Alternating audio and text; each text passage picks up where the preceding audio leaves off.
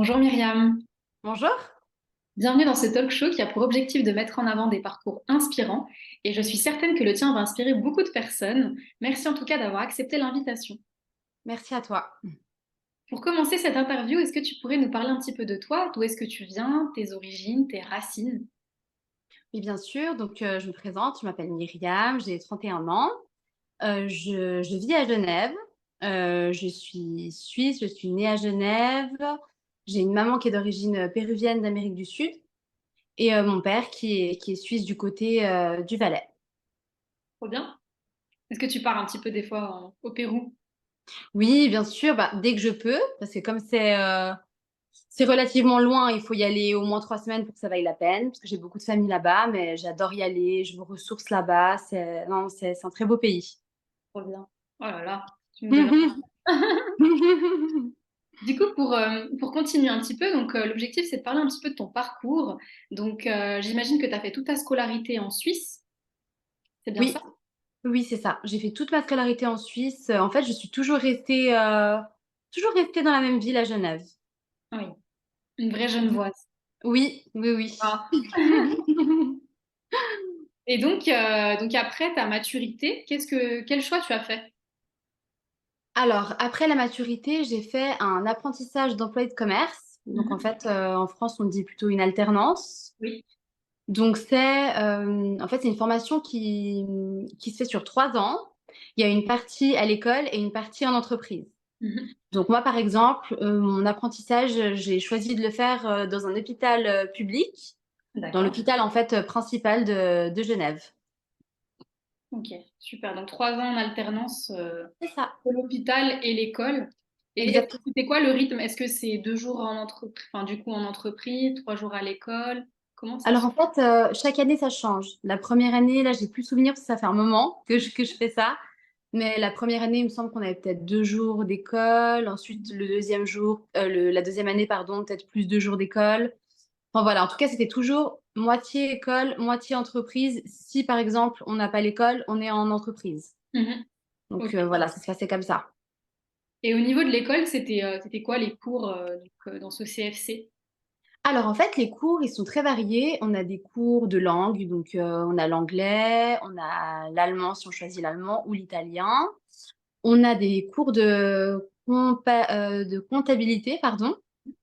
Donc tout ce qui est gestion d'entreprise. Donc voilà, c'est assez poussé, hein, la comptabilité dans cet apprentissage. On a des cours d'informatique Mhm. aussi, des cours de français. Qu'est-ce que je pourrais te dire de plus? Des cours d'économie. Mhm. Donc c'est pas la même chose que la comptabilité, c'est l'économie plus avec l'histoire. Enfin voilà, il y a beaucoup de cours comme ça qui sont en fait qui finalement vont toucher à tout ce qui est entreprise, commerce. Donc D'accord. voilà. Ok. Et en entreprise, en parallèle, est-ce que tu avais un projet ou est-ce que tu étais directement déjà dans le feu de l'action, tu avais déjà des tâches, enfin du travail en réalité, ou ça s'inscrivait dans un projet? Alors en fait, donc quand on est apprenti, on a un formateur ou une formatrice D'accord. qui est en entreprise qui va nous suivre tout au long de notre apprentissage. Mhm. Par exemple, dans mon apprentissage, j'ai eu la première année, j'étais dans un service de psychiatrie. Donc voilà, j'étais avec des personnes qui avaient des troubles psychiatriques, mais des personnes âgées. Mhm. Et j'avais une formatrice donc, qui me suivait dans ce service. Je devais faire de l'accueil, je devais faire de la saisie, par exemple, s'il y a des patients qui viennent, je devais voilà, noter quand ils étaient venus, combien de temps. En fait, c'était vraiment beaucoup de suivi informatique. D'accord. Et en fait, chaque année, il y a des objectifs que ton formateur ou ta formatrice te donne, de choses que tu dois atteindre avant la fin de l'année. Tu es évalué tout au long de l'année dans la partie entreprise. Mhm.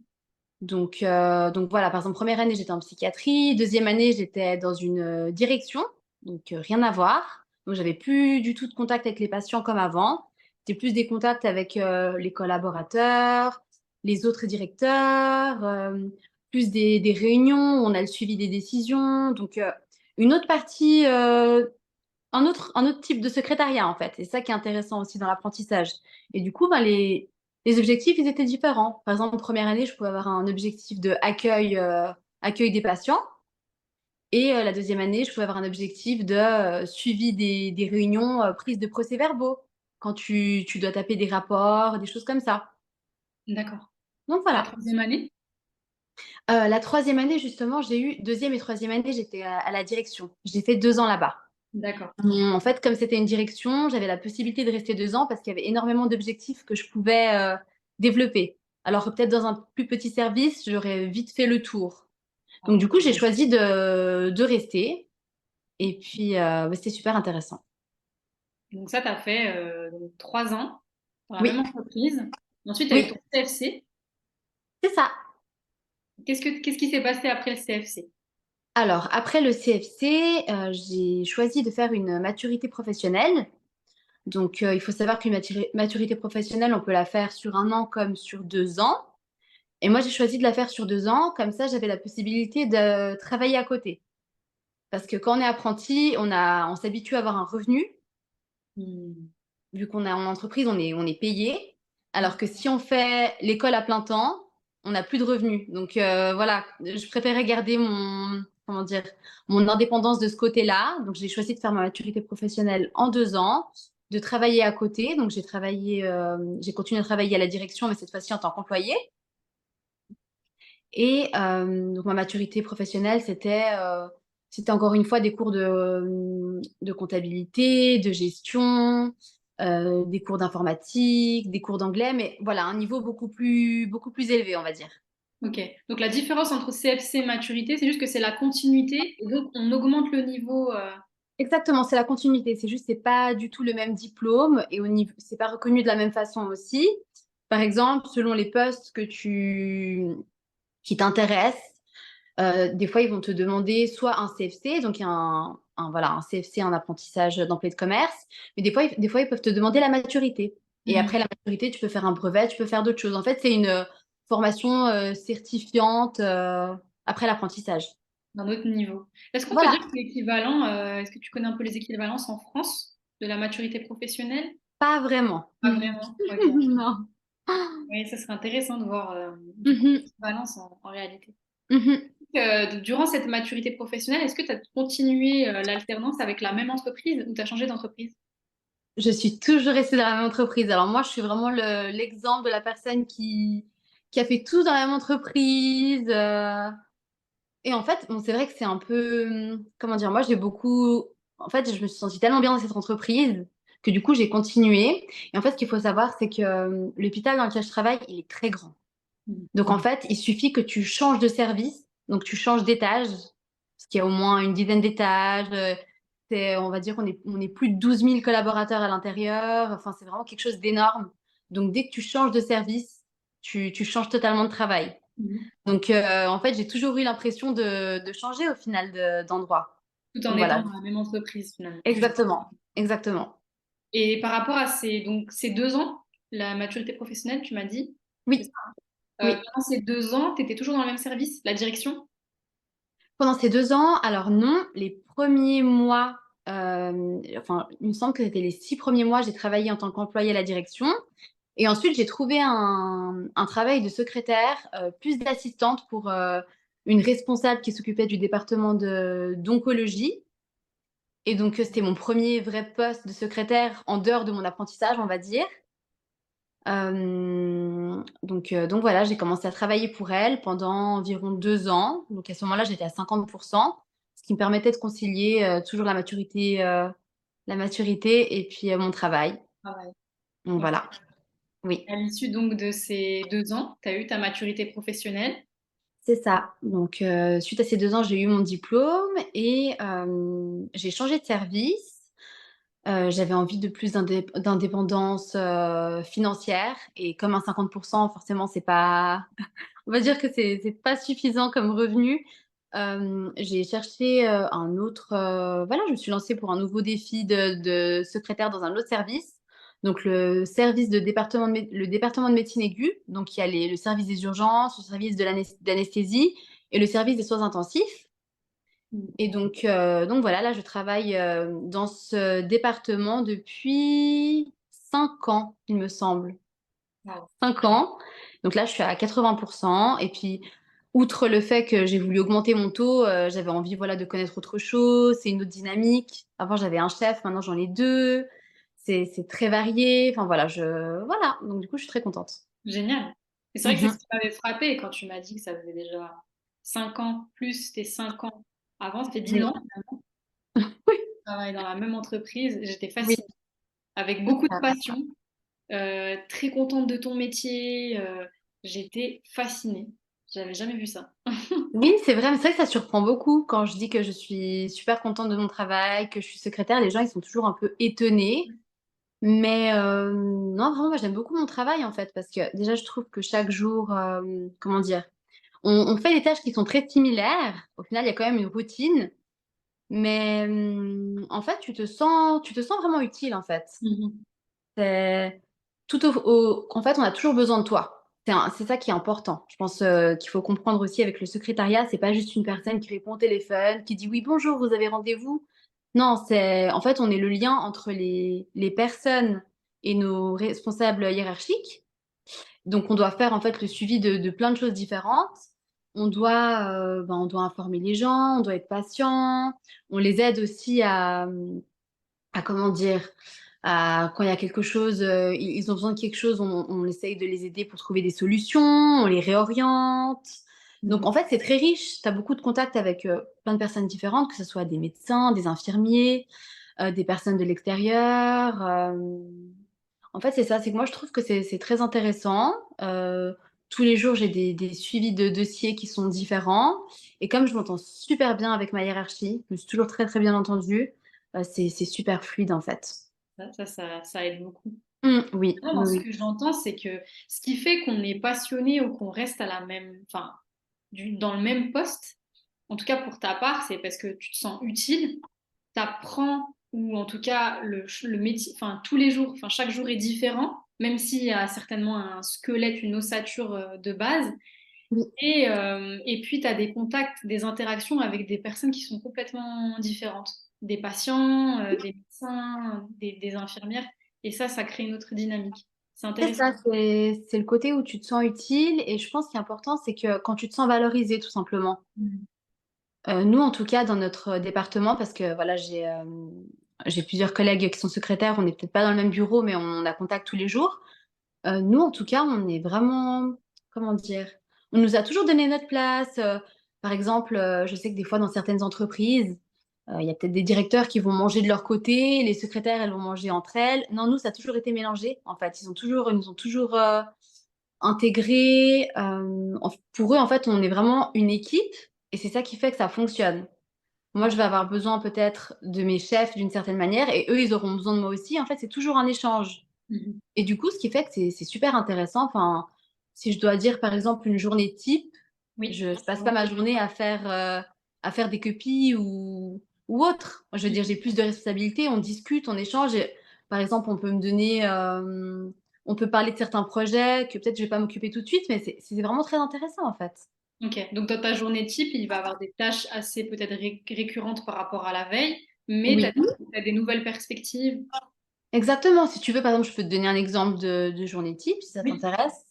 Donc moi, en fait, ce que je fais, c'est quand j'arrive au bureau, donc le matin, je récupère mon téléphone, c'est-à-dire que de base, il est sur le répondeur. Donc quand j'arrive, j'ouvre la ligne, je me connecte, et puis j'allume mon ordinateur, je regarde un peu les mails qu'il y a eu depuis la veille. Je regarde s'il y a des choses qui sont importantes, urgentes, que je vais Mhm. devoir regarder en priorité. Et je regarde surtout les agendas de mes chefs. Je regarde s'ils ont des réunions, à quelle heure ils commencent leurs réunions, s'ils sont déjà en réunion, parce que des fois ils commencent à 7h30, des fois plus tôt, des fois plus tard. Donc je regarde. Et il faut savoir qu'un agenda, il change tout le temps. Ça veut dire que peut-être pendant le week-end, il y a des personnes qui ont travaillé, ils ont envoyé des demandes de réunion. Et donc moi, je me retrouve avec, par exemple, 3 réunions en même temps à 8 heures. Mhm. Alors que ben c'est pas possible. Donc ce que je fais, c'est que soit je refuse des réunions, je dis que c'est pas possible, il faut qu'on déplace. Donc j'appelle la personne qui a envoyé la réunion, etc. Ou sinon, je vais voir mon chef s'il est présent ou ma chef et je leur dis, voilà, on a tel et tel sujet, qu'est-ce que tu penses? Est-ce que tu peux te libérer ou non? Est-ce que j'envoie quelqu'un à ta place? Donc voilà, en fait, quand tu arrives, c'est de l'observation, tu regardes s'il y a des choses urgentes ou pas. Des fois, il y a des choses qui sont il y a des fois, il y a pas du tout de choses urgentes, hein. Tu arrives tranquillement, dans ta journée et puis des fois, faut un peu speeder, tu dois courir un peu, alors là, si jamais il y a ça, finalement, c'était pas prévu, comment est-ce qu'on fait? Voilà. Donc La gestion de pas des choses planning, c'est ça, mais pas que, parce que il me c'est semble que ça. tu avais dit, par exemple, la rédaction de PV, les Oui, procès-verbaux. oui, oui, il y a la rédaction des procès-verbaux, donc en fait, on a des réunions chaque semaine avec les équipes. Mm. Avec des responsables d'unités, et cetera et du coup, dans ces réunions-là, on va parler de, voilà, tous les projets qui sont en cours ou les problématiques, qu'on a, les stratégies qu'on a pour les prochaines années ou ça peut être parler de, voilà, comment on va organiser, comment les personnes vont planifier leurs vacances au cours de l'année, les délais qu'on a, les rapports à rendre et cetera et en fait, moi, à chaque fois, j'accompagne mes responsables, pendant la réunion et je prends des notes, en fait. Je prends des notes et j'essaye de noter les choses les plus importantes parce qu'il faut que ça soit très bref. Il faut pas que ça soit un roman parce que déjà, ils n'ont pas le temps de lire des choses aussi longues. Donc, il faut que ça soit très précis. Voilà, on a besoin de faire ça pour ce délai-là. Le suivi, c'est lui qui va le faire. Enfin, voilà. Est-ce que Donc ça te voilà. demande de connaître des termes médicaux? Tu disais que tu étais dans le service de médecine aiguë. C'est Oui, le quoi déjà, département. pour ceux qui ne savent pas? Oui, alors le département de médecine aiguë, en fait, c'est un département qui regroupe donc le service des soins intensifs, le service d'anesthésie, le service des urgences et le service de pharmacologie aussi. J'en ai pas parlé tout à l'heure parce que je m'en occupe pas du tout. Mais par exemple, moi, je suis la secrétaire du responsable du service d'anesthésie et de la responsable du service des soins intensifs. D'accord. En fait, eux, ça va être, ils sont la hiérarchie métier des métiers soignants, donc infirmiers, aides-soignants, donc voilà, puis ça regroupe énormément de personnes. Et donc, dans ces réunions, est-ce que ça te demande du coup de connaître des termes médicaux? Est-ce que ça t'amène à apprendre aussi ces termes-là ou c'est pas du tout lié? C'est vraiment de la gestion, c'est de la organisationnelle et ça amène Alors, des mots. j'ai des termes médicaux, oui. Après, je pense que j'en ai beaucoup moins qu'une secrétaire médicale qui va être en lien directement avec des médecins, qui va devoir taper des rapports pour les médecins. Moi, c'est pas du tout la même chose. Ça va plus être justement des décisions, des projets un peu plus globaux. Mais c'est pas, je vais avoir quelques termes quand même qu'il va falloir quand même que je demande. Il faut que je sois un peu à la page. Ça peut être aussi des termes, au niveau du matériel médical, des choses comme ça. Donc oui, quand D'accord, même, j'apprends. ça prend un petit peu Mmh. les termes. Et Oui. par rapport à ce métier, quelles seraient selon toi les qualités qu'il faut avoir pour être secrétaire? Alors pour moi, être une bonne secrétaire, bah, il faut aimer s'organiser déjà, c'est important. Il faut aussi savoir anticiper certaines choses et savoir en fait trouver des outils pour faciliter ton travail et le travail de tes chefs. Mhm. Si par exemple, moi je parle en tant qu'assistante de, hein, parce que des fois, il y a des secrétaires, elles sont pas secrétaires de quelqu'un. Moi, je parle de mon expérience, du coup, c'est vraiment secrétaire Oui, de mes 2 chefs et je dois vraiment essayer de leur faciliter la vie au quotidien, en fait. Et c'est aussi ce rôle-là que j'aime bien, en fait. C'est pas juste déplacer des rendez-vous, c'est voilà, par exemple, ils ont des réunions à la suite. Qu'est-ce que je peux faire pour, leur faciliter la vie? Est-ce que je leur, imprime ce rapport-là parce qu'on en avait parlé une fois, ils en auront besoin? Est-ce que j'appelle déjà la personne pour lui transmettre quelques informations? mhm. Hem, En fait, c'est vraiment une question de faciliter, pour qu'eux, ils puissent, en fait, assumer leur rôle de responsable, à plein temps, en fait, c'est Bien ça. sûr. Parce Donc qu'ils ont pas le finalement, il temps. faut... C'est ça. Pardon.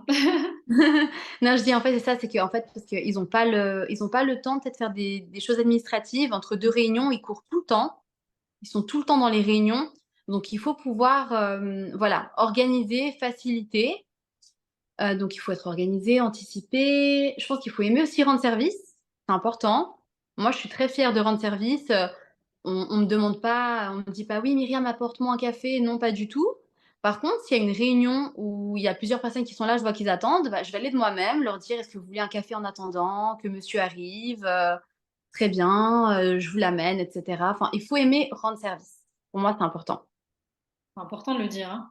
Mhm. Donc Oui, le oui, sens du service est important dans ce métier. oui, oui, oui. Intéressant.